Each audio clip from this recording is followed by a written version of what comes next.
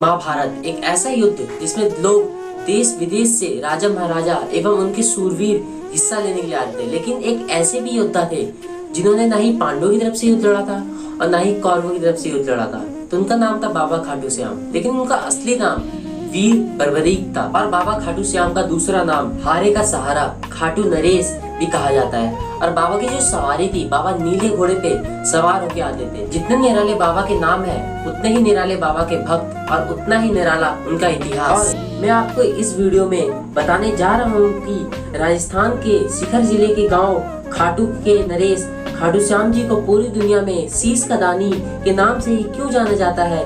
कौन है खाटू वाले श्याम बाबा, जानिए पूरी कहानी। पुरानी कथा के अनुसार बाबा श्याम का इतिहास महाभारत से जुड़ा है। जब पांडवों और कौरवों के बीच में युद्ध होने वाला था, यह बात पूरे विश्व में प्रचलित थी। तब वहाँ के जो राजा थे, मतलब पूरे देश के आउट ऑफ इंडिया के जो राजा थे, वो लोग इस बात को सुनने के बाद उस युद्ध में हिस्सा लेने आ रहे थे। अपने अपने सेना के संग वो इस युद्ध में हिस्सा लेना चाहते थे। अपने पक्ष को चुनते हुए भारत आ रहे थे युद्ध लड़ने के लिए। और ये बात युद्ध की बात जंगल में रहने वाले एक नवयुवक के कानों में पहुंच गई। तो वो अपनी माता के पास गए। उन्होंने कहा, माता मैं इस युद्ध में हिस्सा लेना चाहता हूँ। तो उनकी माता ने हर्ष के साथ उनको अनुमति दे दी इस युद्ध में हिस्सा लेने की। और जब बाबा श्याम अपनी माता से आज्ञा लेने के बाद अपनी माता को विदा करके जा रहे थे, तब उनकी माता ने उनसे कहा कि बेटा हारे का सहारा बनना। और बाबा श्याम अपनी माता की कोई भी बात को नहीं टालते थे। लेकिन आज के टाइम में इन दिस एरा हम लोग अपनी माता पिता की सारी बातों को टाल देते हैं, बट उस समय बाबा श्याम अपनी माता की कोई भी बात नहीं टालते थे। और वीर बर्बरीक ने अपने नीले घोड़े पे सवार होने से पहले अपनी माता मौलवी को यह वचन दिया कि माता, जैसा आपने कहा है हारे का सहारा बनना, उसी प्रकार मैं युद्ध में जो हार रहा होगा उसी की तरफ से युद्ध लड़ूंगा। तब बाबा अपने नीले घोड़े पे सवार होके महाभारत के युद्ध में हिस्सा लेने के लिए चल दिए। और हमारे बाबा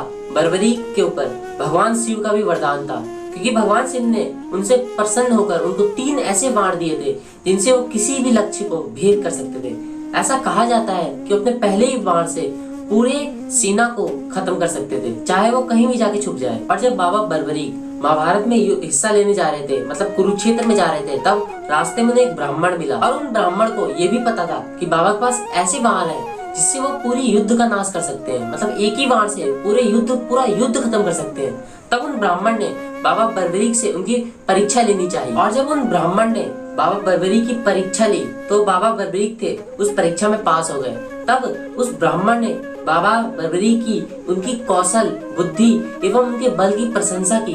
तब बाबा बर्बरीक ने कहा, दान मांगकर देखिए, आप दान मांगकर देखिए, आपको मिल जाएगा। इस पर उस ब्राह्मण ने बाबा से उनका शीश का दान मांग लिया, मतलब उनके सर का दान मांग लिया। तब बाबा बर्बरीक ने कहा कि मैं वचन देने के बाद पीछे नहीं हटूंगा, आप अपना वास्तविक रूप दिखाइए। क्योंकि प्रार्थना पर उस ब्राह्मण ने अपना असली रूप दिखाया, असली रूप से बाबा का परिचय कराया। वो ब्राह्मण भगवान श्री कृष्ण थे। तब बाबा कहते हैं भगवान श्री कृष्ण ने कि मैंने वचन आपको दे दिया है, लेकिन मैं महाभारत का युद्ध देखना चाहता था। बस इस बात का मुझे दुख रहेगा कि मैं उस महाभारत का युद्ध नहीं देख पाऊंगा। तब श्री कृष्ण ने उन्हें वरदान दिया कि तुम सृष्टि के अंत तक अमर रहोगे।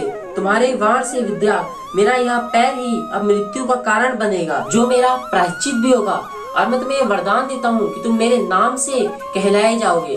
तब से बाबा का नाम खाटू श्याम पड़ गया और उन्हें शीश का दानी भी कहा जाने लगा।